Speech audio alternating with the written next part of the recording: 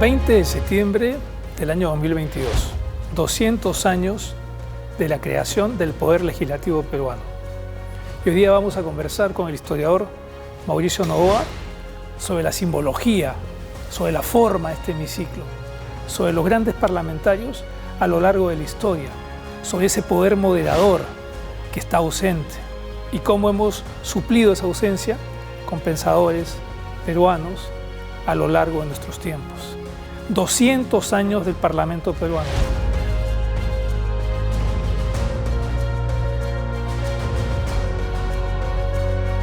Mauricio, la comunicación simbólica, los símbolos tan importantes en las prácticas parlamentarias, en las democracias, ¿qué te llama la atención aquí? ¿Qué destacarías?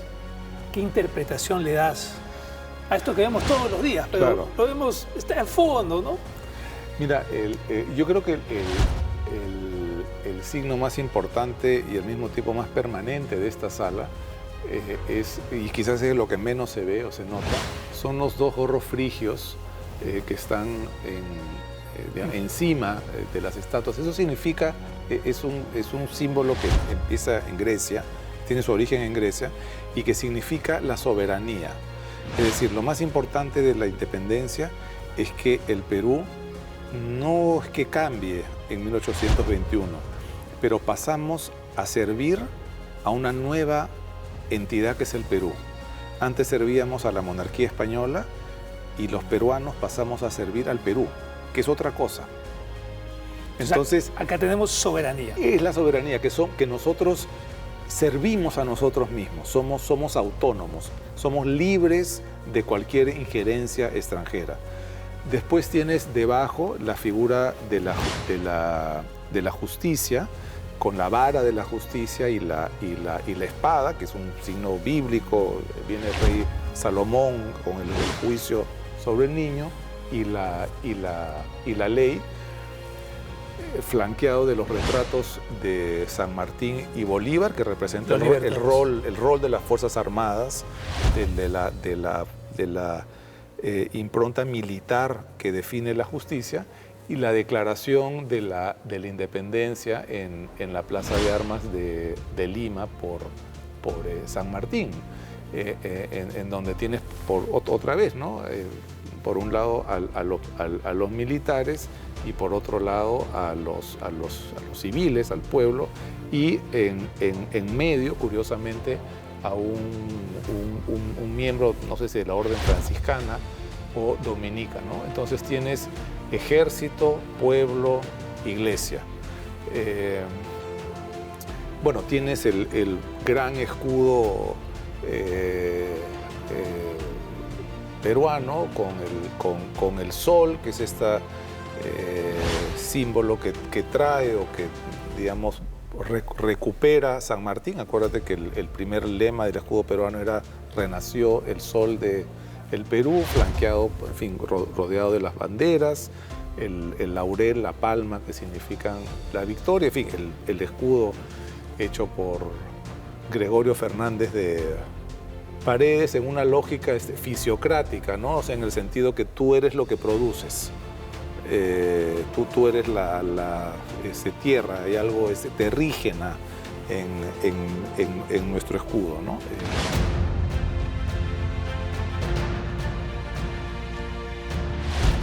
Yo creo, Carlos, que acá hay algo que es central, no solamente por su configuración central, sino por lo que representa, que es el escaño de Miguel Grau.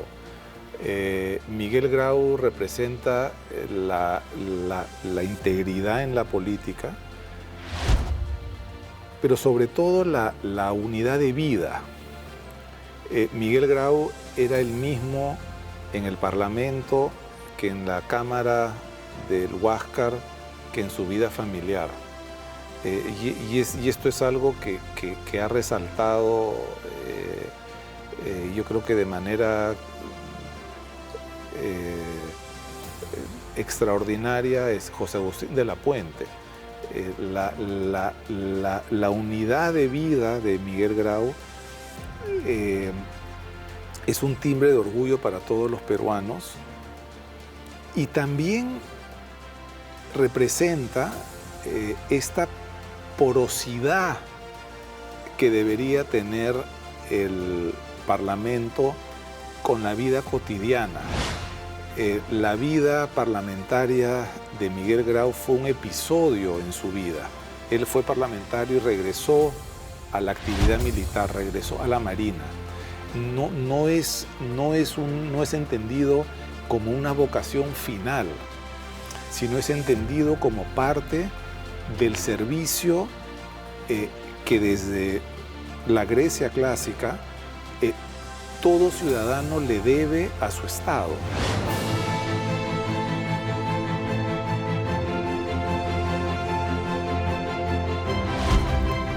Y la configuración general de esto, que es, como te digo, viene sí, ¿qué tradición sigue? Tiene su origen en la Asamblea Francesa, sí, en la Asamblea Francesa, donde tenías derecha, izquierda, centro, viene de la... Es una innovación, si quieres, de lo que había sido la tradición parlamentaria de tener a los dos partidos frente a frente, como ocurre, como inició la República en el primer Congreso Constituyente en 1822 y se mantiene en el británico, ¿no? Lo que supone tener pocas bancadas. No, sin duda, claro.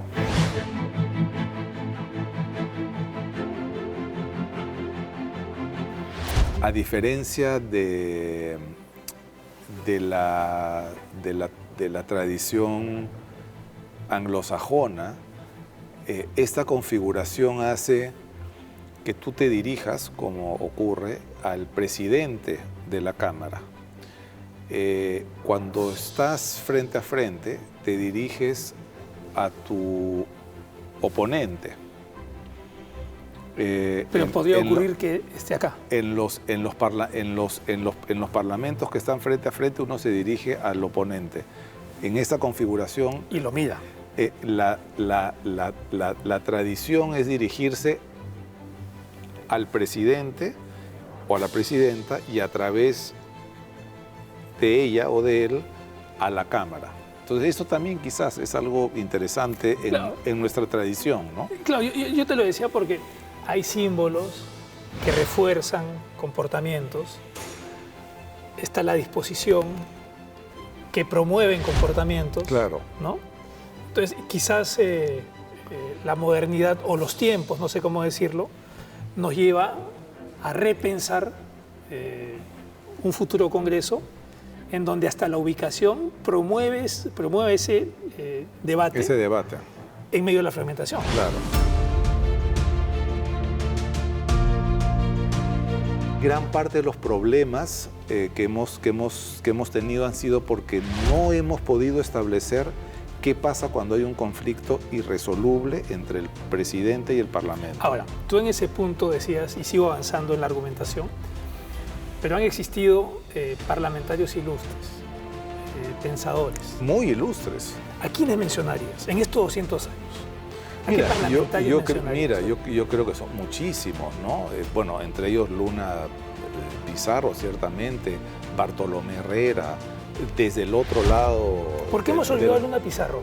Presidente de la Constituyente en el 22, en el 28, en el 38, en el 34. Y no hablamos de Luna Pizarro. Sí, mira, hay en general un olvido de nuestra historia. O sea, ningún país y ciertamente ninguna persona es producto de la generación espontánea. Nosotros somos productos de capas de obra colectiva. No solamente nosotros como personas somos el producto de lo que hicieron nuestros padres, nuestros abuelos, nuestros bisabuelos, sin que eso nos determine, pero no podemos entendernos sin nuestra propia historia. Y lo mismo un país. Entonces creo yo que quizás en los últimos 50 años ha habido que es un fenómeno mundial de querer transformar todo, de querer revisar la historia para adaptarla a ideas actuales.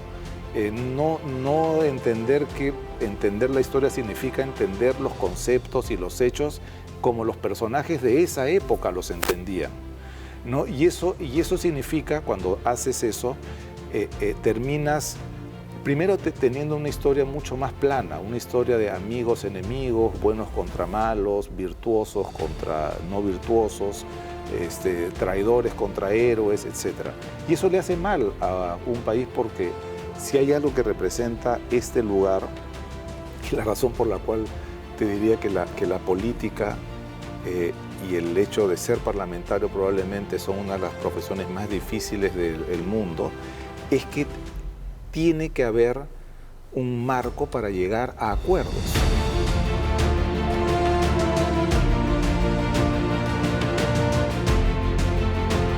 ¿Por qué no nos ponemos de acuerdo? Creo que hay varias razones para esto.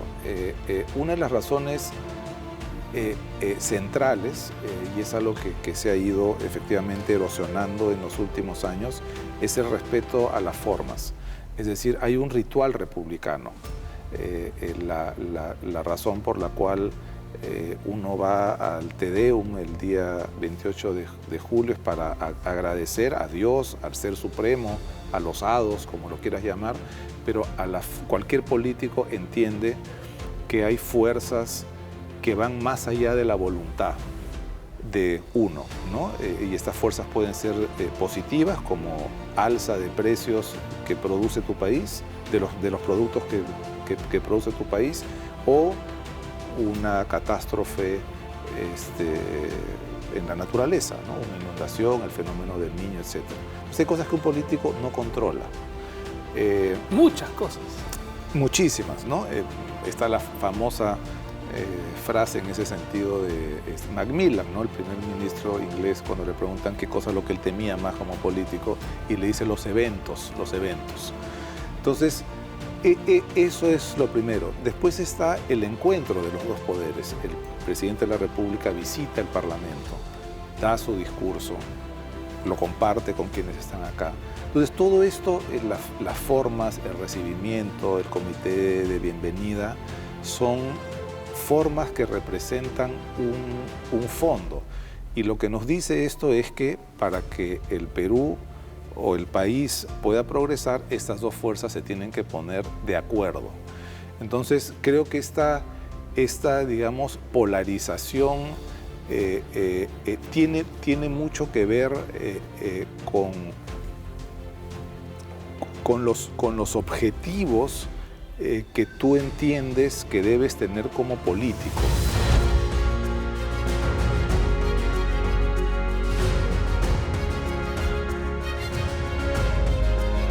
En medio de esta coyuntura, uno tiene que rescatar para proyectar el trabajo parlamentario del futuro, para proyectar una imagen que la población quiere hacer suya, para proyectar ese trabajo político que finalmente todos están buscando y todos desean a partir de la información y del conocimiento de la historia que le ha tocado vivir a los peruanos ahora, a los peruanos ayer y a los peruanos de hace siglos. Como de costumbre, gracias por estar con nosotros aquí hablando de los 200 años del Parlamento en el Perú.